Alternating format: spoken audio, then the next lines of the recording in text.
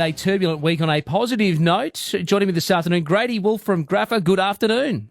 Good afternoon, Ollie. Well, yes, the Australian market actually mimicked Wall Street's movements overnight for half of today's session, and we thought it was going to keep going, but it managed a strong afternoon rally to end the day sharply higher. The US markets weren't so fortunate overnight during this turbulent week on Wall Street, Ollie, after the Federal Reserve indicated a rate hike could come as soon as March, and that its asset purchasing program will also conclude then. Investors responded by selling out of risky assets like technology in fear of what impact the Fed's changing policy will have on stock valuations and corporate profitability.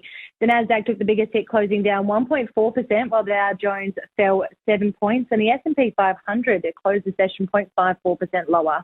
Now, technology companies stole the headlines overnight in the US as quarterly earnings results continue to be released. Apple stocks rallied in after-hours trade following the release of the tech giant's first quarter results, including record revenue and profit, while Intel tumbled 7% despite reporting fourth quarter results that topped market expectations. Now, back on home soil, the Aussie markets ended a 4-day losing streak today, with the All Ords closing the last trading session of the week 2.13% higher at 7,266.3 points, as a surge in consumer staple stocks led gains on the market.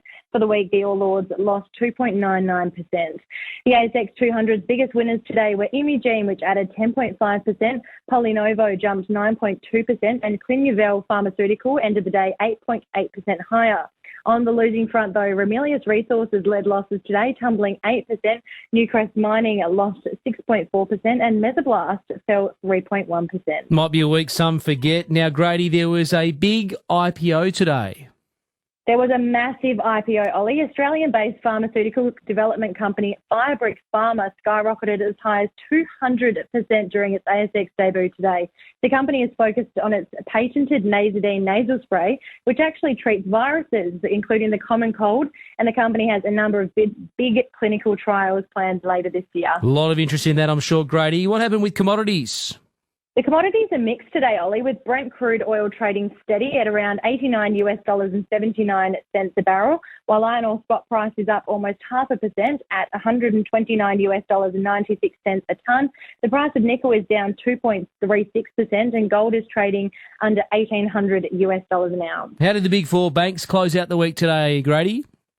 All four banks rallied today, Ollie. CBA jumped 2%. Westpac had the biggest surge, closing the session up 2.3%, and NAB and ANZ each added 1.5%. And what's a dollar buying this Friday?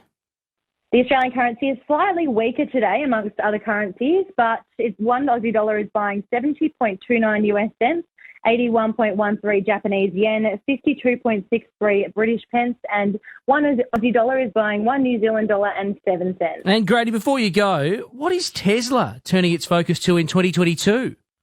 Now, Ollie, we know Tesla CEO Elon Musk is pretty out there, but yesterday, while delivering Tesla's quarterly results, he announced that the EV company will not focus on vehicle innovation this year. They're rather shifting their focus to the humanoid robot, as Elon Musk believes the humanoid division could be bigger than the car business.